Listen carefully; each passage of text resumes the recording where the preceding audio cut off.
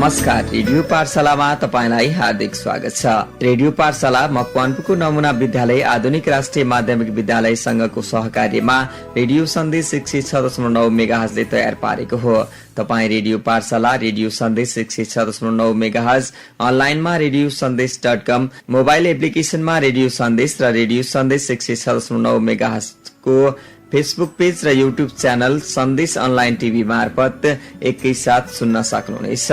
आउनुहोस् रेडियो पाठशाला सुरु गरौं। आज हाम्रो पाठशालामा तपाईहरूलाई पढाउनको निम्ति शिक्षक लक्ष्मी खनाल उपस्थित हुनुहुन्छ। विद्यार्थी साथीहरू कपी कलम लिएर तयार रहनुहोला है त।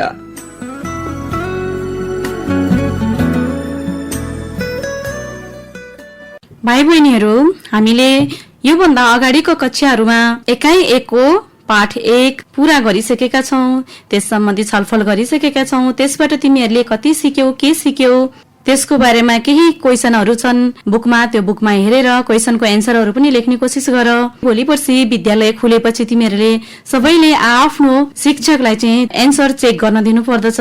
अल्छी नगर, रेडियोमा सुन्दै सिक्दै गर्नुपर्छ। यस्तो विषम परिस्थिति छ, हामी स्कुल जान सक्ने अवस्था छैन। त्यसैले सुनेरै भए पनि धेरै कुरा सिक्ने कोसिस गर्नु पर्दछ भाइ बहिनीहरू। सदा चाहिँ आज पनि भाइ बहिनीहरू तिमीहरू कपी कलम र किताब लिएर पक्कै रेडियो अगाडि बसिसकेका छौ होला।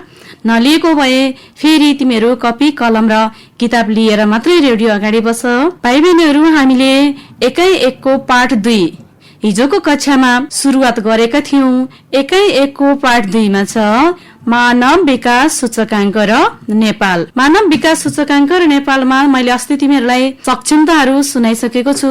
यहाँ 4वटा सक्षमताहरू छन्। त्यसमध्येमा हामीले मानव विकास भनेको के हो त भनेर अस्ति छलफल गरिसक्यौं। त्यसपछि मानव विकासका आधारहरू 3वटा छन् भाइ बहिनीहरू। ती 3वटा आधारहरू प्रति व्यक्ति आय, शैक्षिक स्तर, औसत आयु भनेर पनि मैले अस्ति तिमीहरूलाई बताइसकेको छु। मानव विकास सूचकाङ्क भनेको के हो भनेर पनि अस्ति हामीले परिभाषा सुनिसक्यौं। के हो त मानव सूचक भनेर त्यो थाहा पाइसक्यौं। त्यसपछि कुनै पनि देशको मानव विकास सूचक 0 देखि 1 को बीचमा हुन्छ भनेर पनि हामीले छलफल गरिसकेका छौं। 0 को नजिक हुने देशहरूको मानव विकास चाहिँ राम्रो र 0 को नजिक हुने मानव विकास नराम्रो भएको देश र 1 को नजिक भएको मानव विकास चाहिँ राम्रो भएको देश भनेर पनि हामीले अस्ति छलफल गर्यौं। र मानव विकास सूचकाङ्क चाहिँ संयुक्त राष्ट्र संघीय विकास कार्यक्रम UNDP ले प्रत्येक वर्ष प्रकाशन गर्छ भनेर पनि मैले तिमीहरूलाई भनिसकेको छु। UNDP संयुक्त राष्ट्र संघीय विकास कार्यक्रमले सन् 1990 देखि प्रत्येक वर्ष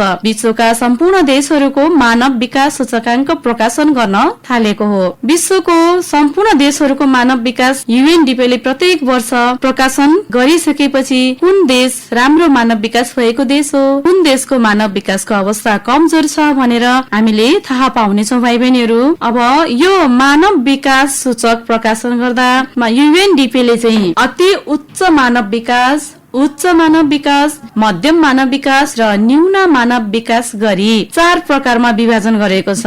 म फेरि पनि भनिदिन्छु भाइ बहिनीहरू, अति उच्च मानव विकास भएको देश, उच्च मानव विकास भएको देश, मध्यम मानव विकास भएको देश र न्यून मानव विकास भएको देश भनेर चाहिँ UNDP ले प्रत्येक वर्ष मानव विकास सूचकाङ्क प्रकाशन गर्दै आइरहेको छ। अब अति उच्चमा चाहिँ कतिदेखि कति अङ्क पर्छ, उच्चमा कति पर्छ, मध्य र न्यूनमा कति पर्छ भनेर अब म तिमीहरूलाई बताउन गइरहेको छु। तिमीहरूले पनि सँगसँगै आफ्नो कपीमा लेख्दै जानुपर्छ है। अब म न्यूनदेखि सुरु गर्छु भाइ बहिनीहरू। न्यून मानव विकास सूचक अङ्क चाहिँ 0 देखि 0.549, 0 देखि 0.549 अङ्क जुन देशको आएको छ त्यतिसम्म त्यो देश चाहिँ न्यून मानव विकास भएको देश अन्तर्गत राखिन्छ। विश्वमा यस्ता देशहरू 36वटा छन् UNDP को अनुसार। त्यसपछि अर्को छ मध्यम मानव विकास भएको देश। मध्यम मानव विकासको अङ्क चाहिँ 0.550 देखि 0.699 सम्म, 0.550 देखि 0.699 सम्म। यस्ता देशहरूको संख्या चाहिँ भाइ बहिनीहरू 33 वटा छ। त्यसपछि अर्को छ उच्च मानव विकास। उच्च मानव विकास 0.700 देखि 0.799 छ। यस्ता देशहरूको संख्या 54 वटा छन्। त्यसपछि अब छ अति उच्च मानव विकास। यसको अंक छ 0.800 देखि 1, 0.800 देखि 1 अति उच्च मानव विकास। यस्ता देशहरूको संख्या चाहिँ विश्वमा 62 वटा छन् भाइ बहिनीहरू। यो तथ्याङ्क चाहिँ UNDP को सन् 1919 मा प्रकाशन भएको अहिलेको नयाँ तथ्याङ्क हो भाइ बहिनीहरू। यो तथ्याङ्क तिमीहरूको बुकमा छैन, त्यही भएर ध्यान दिएर सुनेर लेख भनेको थिएँ मैले। भनेपछि मानव विकास सूचकलाई 4 वटा अवस्थामा विभाजन गरेर चाहिँ UNDP ले प्रत्येक वर्ष मानव विकासको सूचकाङ्क प्रकाशन गर्ने गरेको रहेछ, न्यून, मध्यम, उच्च, अति उच्च भनेर। अब त्यसपछि भाइ बहिनीहरू मानव विकास प्रतिवेदन 2019 को बारेमा अलिकति छलफल गरौं। UNDP ले हरेक वर्ष विश्वका सबै जसो देशको मानव विकासको अवस्था अध्ययन गरेर त्यसको प्रतिवेदन सार्वजनिक गर्दछ। UNDP को मानव विकास प्रतिवेदन 2019 ले विश्वका 179 वटा देशको मानव विकासको अवस्थालाई सार्वजनिक गरेको छ। UNDP को मानव विकास प्रतिवेदन 2019 अनुसार नर्वे सबैभन्दा बढी मानव विकास सूचक भएको देश हो। नर्वेको सूचक अंक 0.954 छ भने सबैभन्दा कम मानव विकास सूचक अफ्रिकी मुलुक नाइजरको छ। नाइजरको सूचक 0.377 मात्रै छ भाइ बहिनीहरू। अब यहाँ अलिकति ध्यान देऊ, सबैभन्दा अगाडि रहेको छ नर्वे पहिलो श्रेणीमा, विश्वकै 1 नम्बरमा, अथवा सबैभन्दा बढी मानव विकास सूचक बढी भएको देश नर्वे हो। उसको अंक चाहिँ 0.954 छ। त्यसपछि सबैभन्दा कम मानव विकास सूचक भएको देश नाइजर हो। नाइजरको अंक 0.377 छ। भनेपछि नर्वे चाहिँ 1 को नजिक पुग्न खोजेको छ। हामीले हिजोको कक्षामा छलफल गरेका थियौं भाइ बहिनीहरू, 1 र 0 को नजिक भन्नाले। जस्तै नर्वे 0.954 1 को नजिक पुग्न खोजेको छ भने नाइजर चाहिँ 0.377 छ। यो चाहिँ अलिकति 0 को नजिक हो। त्यही भएर 0 को नजिक भएको देशको अवस्था कमजोर र 1 को नजिक भएको देशको अवस्था चाहिँ राम्रो भन्न सकिन्छ। भनेपछि हाम्रो नेपालको चाहिँ मानव विकास सूचक अंक कति होला त भनेर तिमीहरूलाई कौतूहल भइसकेको छ होला। ल म हाम्रो देश मानव विकास सूचक अंकमा चाहिँ कति नम्बर ल्याउन सफल भएछ भनेर पनि भन्न चाहन्छु। हाम्रो देश नेपालको अंक छ 0.579। 0.579। अब तिमीहरूले पक्कै पनि हाम्रो देश चाहिँ कुन श्रेणीमा परेको छ, अति उच्च, उच्च, मध्यम, न्यून, यो अनुमान लगाउन सक्ने नै छौ। एकचोटि अनुमान गर त सबैजनाले हाम्रो देश चाहिँ कुनमा परेको छ।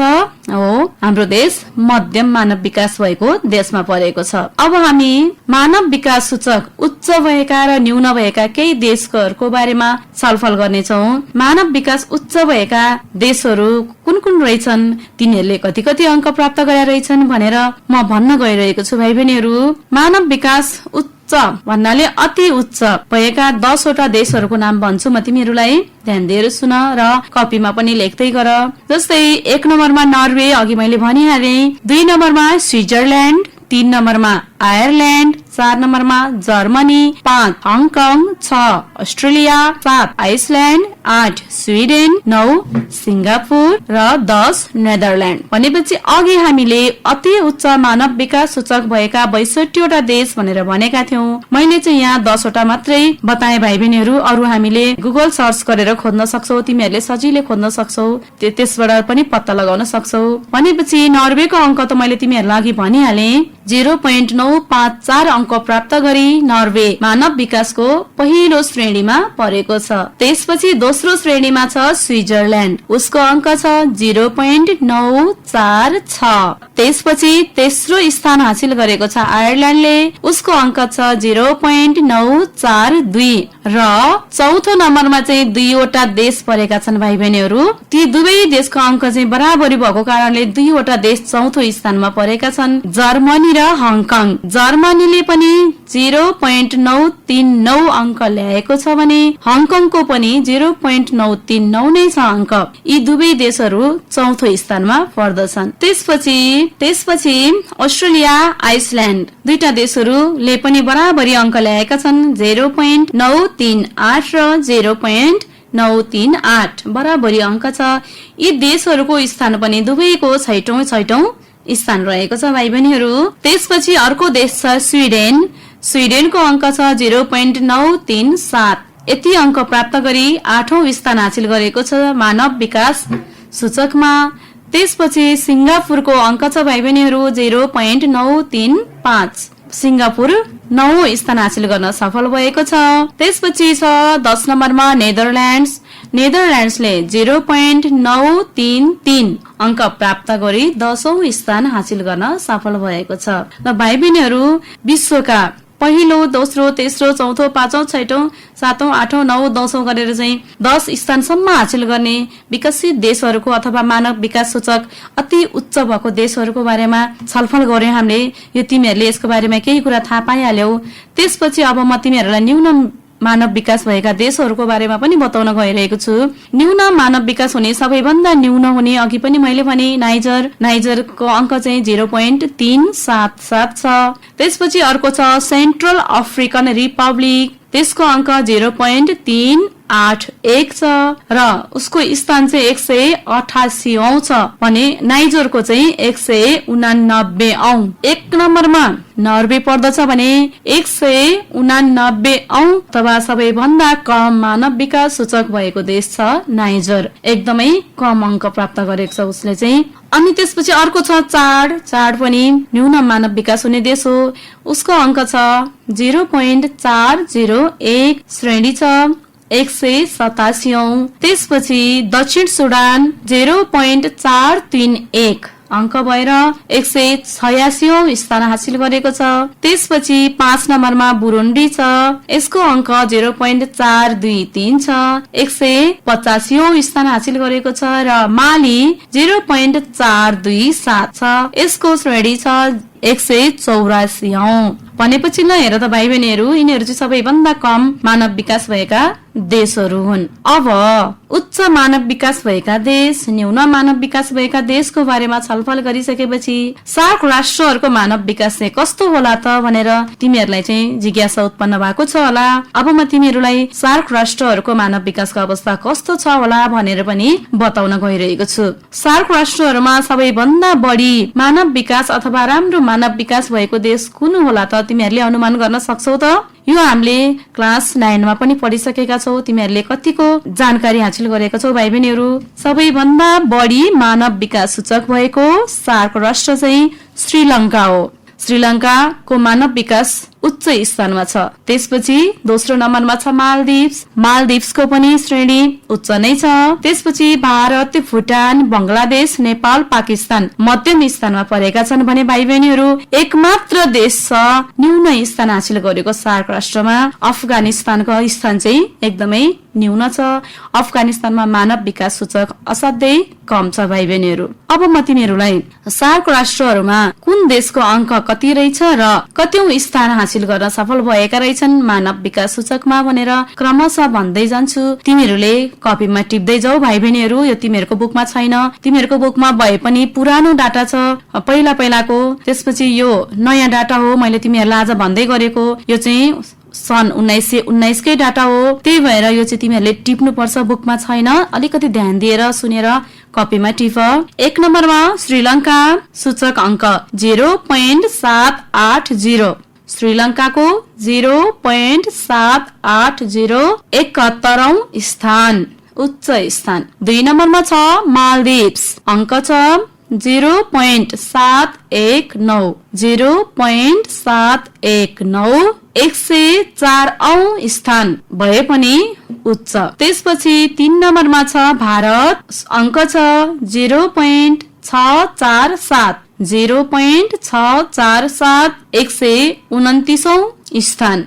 4 नम्बरमा भुटान 0.617 0.617 134औं स्थान।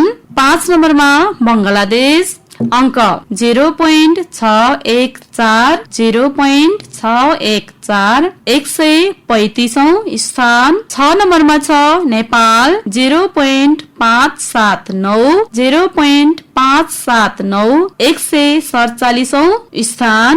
7 नम्बरमा छ पाकिस्तान 0.560 0.560 152औं स्थान र अन्तिम 8 नम्बरमा छ अफगानिस्तान 0.496 0.496 170औं स्थान 170औं स्थान। ल भाइ बहिनीहरू, हामीले 7 राष्ट्रहरूको बारेमा पनि थाहा पायौं। श्रीलंका र मालदिव चाहिँ उच्च स्थानमा परेका रहेछन् मानव विकास सूचकमा। त्यसपछि नेपाल, भारत, भुटान, बंगलादेश, पाकिस्तान मध्यममा र अफगानिस्तान एउटा देश मात्र न्यून स्थानमा छ। हाम्रो नेपाल चाहिँ 147औं स्थान हासिल गर्न सफल भएको छ।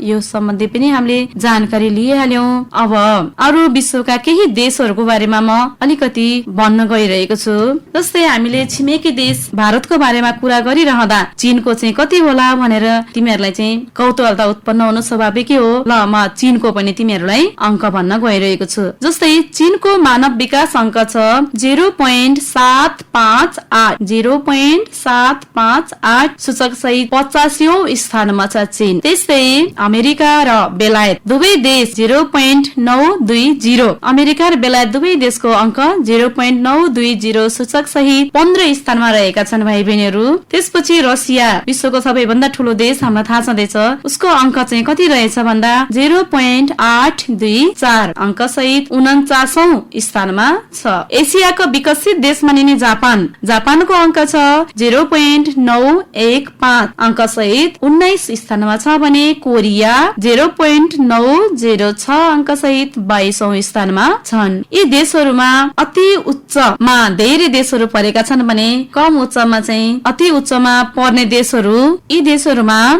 अमेरिका, बेलायत, रसिया, जापान, कोरिया अति उच्च स्थानमा रहेका छन्। अब भाइ बहिनीहरू, मानव विकासको अवस्था कुन देशमा राम्रो छ, कुन देशमा नराम्रो छ भनेर मान्ने आधारहरू अथवा किन राम्रो हुन्छ किन नराम्रो हुन्छ भनेर मान्ने आधारहरू मैले तिमीहरूलाई हिजोको कक्षामा पनि छलफल गरिसकेको छु। हिजोको कक्षामा हामीले मानव विकासको मापन गर्ने आधारहरू 3 वटा भनेर छलफल गरेका छौं। तिमीहरूले कतिको सम्झेको छौ भाइ बहिनीहरू? म फेरि पनि भन्न गइरहेको छु। मानव विकासका आधारहरूमा प्रति व्यक्ति आय, शैक्षिक स्तर, औसत आयु, प्रति व्यक्ति आय, शैक्षिक स्तर, औसत आयु, यी 3 कुरालाई आधार मानेर मानव विकासको अवस्था पत्ता लगाउने गरिएको छ विश्वमै। अब मानव विकास कुन देशको बढी छ, कुन देशको घटी छ भनेर ती 3 वटा आधारहरूले प्रश्न पार्दछ। मानव विकास सूचकांक चाहिँ किन कम हुन्छ, किन न्यून हुन्छ भन्ने कारणहरू पनि केही छन्। त्यस सम्बन्धी हामीले अब यहाँ छलफल गर्नेछौं। कुनै पनि देशको मानव विकास सूचकांक चाहिँ बढी हुने, घटी हुने कारणहरू विभिन्न छन् भाइ बहिनीहरू। सुन्दै जाऊ, म बताउँछु तिमीहरूलाई। मानव विकास सूचकांक उच्च भएका देशहरूका मानिसहरूले स्वस्थ र पर्याप्त स्वास्थ्य सुविधा प्राप्त गरेका हुन्छन्, त्यसैले उनीहरू धेरै समय बाँच्दछन्। न्यून भएका देशहरूमा मानिसहरूको स्वास्थ्य कमजोर हुन्छ, पर्याप्त पोषणयुक्त खानेकुरा खान पाउँदैनन्, विभिन्न प्रकारका रोग र महामारीबाट ग्रसित हुन्छन्, स्वास्थ्य सुविधा राम्रो छैन, खानेपानी र सरसफाइको अवस्था राम्रो छैन, त्यसैले न्यून हुन सक्छ। त्यसपछि शैक्षिक सूचकमा छ भाइ बहिनीहरू। शैक्षिक सूचक राम्रो भएका देशका जनताहरू शिक्षित, चेतनशील, सृजनशील हुन्छन्। मानव विकास न्यून भएका देशहरूमा जनताहरू निरक्षर हुन्छन्, बीचैमा कक्षा छाड्ने हुन्छन्, अनि एउटै कक्षामा फेल भएर कक्षा दोहोर्याउने दर बढी हुन्छ, त्यसैले उनीहरूको शैक्षिक स्तर कमजोर हुन्छ। त्यहाँ शिक्षा प्राप्त गर्नु भन्दालाई पनि रोजी रोटीलाई बढी प्राथमिकता दिइन्छ। यस्ता देशहरू प्राय गरिब देशहरू हुन्छन्। त्यसपछि अर्को छ प्रति व्यक्ति आय। प्रति व्यक्ति आय धेरै हुने देशहरूको आर्थिक स्तर राम्रो हुन्छ। त्यहाँका जनताहरू उद्यमशील हुन्छन्, रोजगारीका प्रशस्त अवसरहरू हुन्छन्, कृषि, उद्योग, व्यापार र सेवा क्षेत्रको राम्रो विकास भएको हुन्छ। ती देशहरू कतिपय वस्तुमा आत्मनिर्भर हुन्छन् भने प्रति व्यक्ति आय न्यून भएका देशहरूमा गरिबीको अवस्था हुन्छ, बेरोजगारी, अर्धरोजगारीका अवस्था, धेरै काम गरेर थोरै आमदानी हुने अवस्था हुन्छ, मानिसका आमदानीका स्रोतहरू सीमित हुन्छन्, कृषिमा आधारित र परम्परागत व्यवसायमा आधारित अर्थतन्त्र हुन्छ। यसरी कुनै देश विकसित र कम विकसित कस्तो छ भनी तुलना गर्न आर्थिक अवस्थाले मात्र उपयुक्त हुँदैन भाइ बहिनीहरू। जब मानिस शिक्षित हुन्छ, चेतनशील हुन्छ, उद्यमशील हुन्छ, आर्थिक रूपले सम्पन्न हुन्छ, गुणस्तरीय जीवन बाँच्न सक्ने हुन्छ, स्वस्थ र निरोगी हुन्छ, लामो समयसम्म हाँसी खुसी बाँच्न पाउँछ, त्यो देश नै विकसित देश हुन्छ। आज विश्वका सबै देशहरू विकासको यो अवस्था हासिल गर्न होडबाजीमा रहेका छन्। प्रति व्यक्ति आमदानी बढी हुँदैमा, आर्थिक अवस्था राम्रो हुँदैमा त्यो देशको मानव विकास सूचक चाहिँ अगाडि आउँछ भन्ने छैन भाइ बहिनीहरू।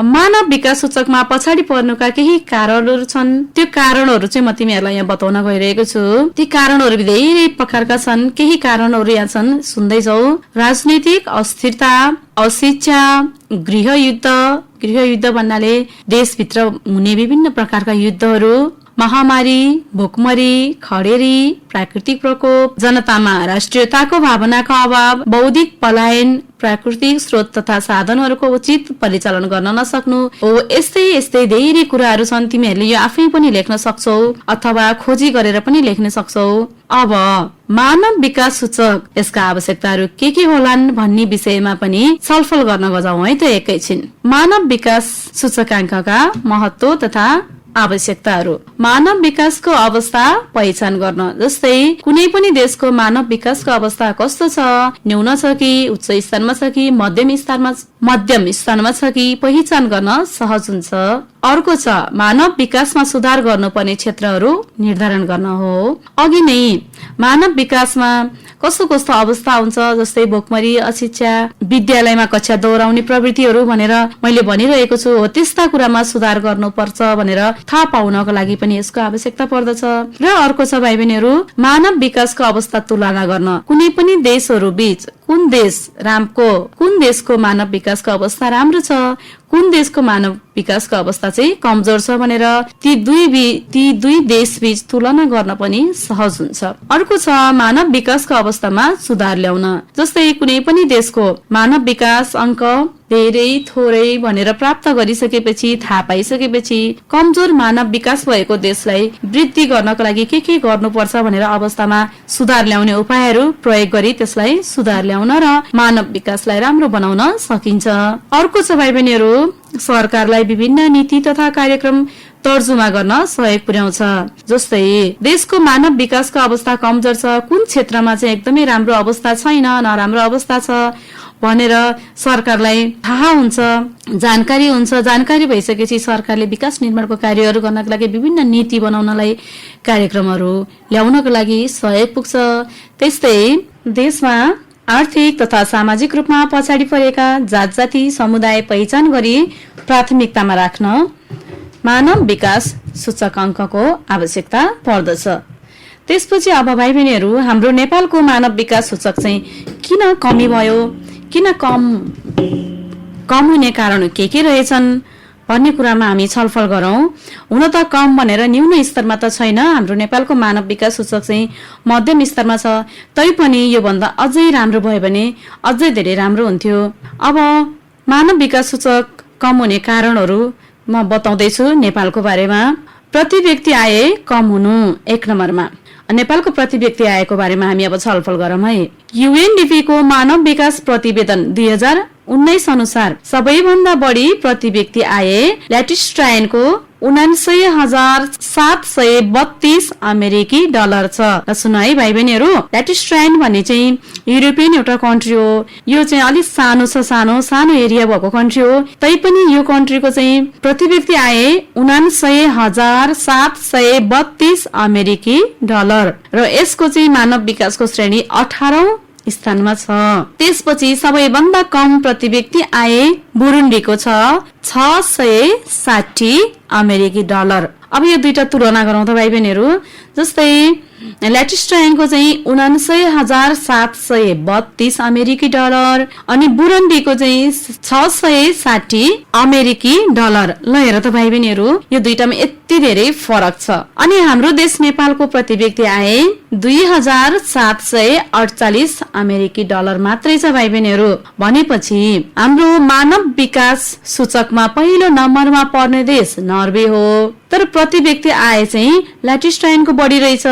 प्रति व्यक्ति आय बढी हुँदैमा त्यो देशको मानव विकास सूचक चाहिँ राम्रो हुन्छ भन्ने अवस्था चाहिँ रहेनछ। हामीले यो तथ्याङ्कबाट चाहिँ प्रष्ट भयौं। नर्वेको प्रति व्यक्ति आय चाहिँ कति छ होला भनेर तिमीहरूलाई चाहिँ कौतूहलता लाग्ला। नर्वेको प्रति व्यक्ति आय 68,059 अमेरिकी डलर छ, जुन मानव विकास सूचकको 1 नम्बरमा परेको थियो। अब अर्को छ भाइ बहिनीहरू, औसत आयुमा अपेक्षित उपलब्धि प्राप्त गर्न नसक्नु। औसत आयु भनेर तिमीहरूलाई थाहा छँदैछ। युएनडीपी को मानव विकास प्रतिवेदन 2019 को अनुसार सबैभन्दा बढी औसत आयु हुने देश जापान रहेको छ। तिमीहरूले सुनि पनि राखो होला। जापानको औसत आयु 84.5 वर्ष रहेको छ। यसै गरी सबैभन्दा कम औसत आयु भएको देश सेन्ट्रल अफ्रिकन रिपब्लिक रहेको छ। त्यस देशको औसत आयु 52.8 वर्ष मात्रै छ भने नेपालको औसत आयु 70.5 वर्ष रहेको छ। औसत आयुको कारणले पनि त्यो देशको मानव विकास घटी-बढी हुन सक्दो रहेछ। अब अर्को छ भाइ बहिनीहरू, शिक्षाको अवस्था र गुणस्तर कमजोर हुनु। यो एकदमै इम्पोर्टेन्ट पोइन्ट हो, शिक्षाको अवस्था र गुणस्तर। शिक्षाको अवस्थामा हामीले साक्षरतालाई यसमा लिँदैनौं। युएनडीपीले चाहिँ साक्षरता भन्नेलाई यसमा लिएको छैन। यसमा दुईटा सूचक बारे हामी छलफल गर्छौं। पहिलो सूचकमा छ विद्यालयको औसत वर्ष अनि अर्को छ सूचक अपेक्षित शैक्षिक वर्ष। एउटा विद्यालयको औसत वर्ष, अर्को अपेक्षित शैक्षिक वर्ष। अब म यसको बारेमा चाहिँ तिमीहरूलाई भन्दिदैछु। युएनडीपीले मानव विकास सूचक निकाल्नका प्रत्यक्ष रूपमा साक्षरतालाई आधारमा नमानेर दुईटा सूचकलाई आधार मानेको छ भाइ बहिनीहरू। त्यो दुईटा सूचक चाहिँ विद्यालयको औसत वर्ष र अपेक्षित शैक्षिक वर्ष हो। विद्यालयको औसत वर्ष भन्नाले के होला त भन्दा, विद्यालयको औसत वर्ष भनेको चाहिँ कुनै देशमा अहिले भइरहेका 25 वर्ष वा सो भन्दा बढी उमेरका नागरिकले औसत कति वर्ष विद्यालयमा बिताएका रहेछन् भन्ने गणना गरिन्छ। हेर है, कुनै पनि देशका 25 वर्ष वा सो भन्दा बढी उमेरका नागरिकले चाहिँ औसत विद्यालयमा लगभग कति वर्ष बिताएका रहेछन् भनेर यसमा गणना गरियो। अनि यो सूचकमा सबैभन्दा बढी जर्मनीको पाइयो भाइ बहिनीहरू। जर्मनीको मानिसहरूको चाहिँ 25 वर्ष र त्यो भन्दा बढी उमेर समूहका मानिसहरूको 14 वर्ष, 25 वर्ष र त्यो भन्दा बढी उमेर समूहका मानिसहरूले चाहिँ विद्यालयमा 14 वर्ष बिताउँदा रहेछन् भने सबैभन्दा कम बुर्किना फासोको छ। बुर्किना फासोमा चाहिँ 1.6 वर्ष छ भने नेपालको कति होला त? नेपालको 4.9 वर्ष छ भाइ बहिनीहरू। लिएर कम्तीमा पनि हामीले कक्षा 1 देखि मास्टर्स डिग्रीसम्म पढ्दा 18 वर्ष चाहिँ विद्यालय उमेरमा बिताउनु पर्ने हो विद्यालयमा। तर नेपालको मानिसहरूको जम्मा 4.9 वर्ष अथवा लगभग 5 वर्ष मात्रै विद्यालयमा बिताउँदा रहेछन्। भनेपछि नेपालको शैक्षिक अवस्था कस्तो हुन्छ तिमीहरू आफै अनुमान गर्न सक्छौ। नेपाल चाहिँ किन मानव विकास सूचकमा चाहिँ अलिकति पछि परिरहेको छ यहाँबाट प्रष्ट देखिन्छ। जर्मनीको मानिसहरू 14 वर्ष विद्यालयमा बिताउँदा रहेछन्। बुर्किना फासोका 1.6 वर्ष अथवा मानौ 1.5 वर्ष भनौं न, 1.5 वर्ष बिताउँदा रहेछन् भने नेपालको चाहिँ लगभग 5 वर्ष बिताउँदा रहेछन्। 18 वर्ष बिताउनु पर्नेमा यो चाहिँ असाध्यै कम छ। हो, यस्ता विभिन्न कारणले मानव विकास सूचक कम भएको छ नेपालको। भाइ बहिनीहरू, आज समय सिद्धिनै लागेको छ। अब हामी अरु बाँकी भोलिको कक्षामा छलफल गर्दैछौ। भोलिको कक्षामा हामीले नेपालमा मानव विकास स्थितिमा सुधार गर्न चाल्नुपर्ने उपायहरू के छन्, कस्ता कस्ता उपायहरू चाहिँ अपनाउनु पर्ला भन्ने कुराहरू बारे छलफल गर्छौ। त्यसपछि कंगो, डेनमार्क र नेपालको मानव विकास सूचकको अवस्था कस्तो रहेछ, यो अभ्यासमा भएको क्वेशन हो भाइ बहिनीहरू, त्यसको बारेमा छलफल गर्छौ। आजको क्लास यति नै। ल त भाइ बहिनीहरू, म बिदा हुन्छु। धन्यवाद।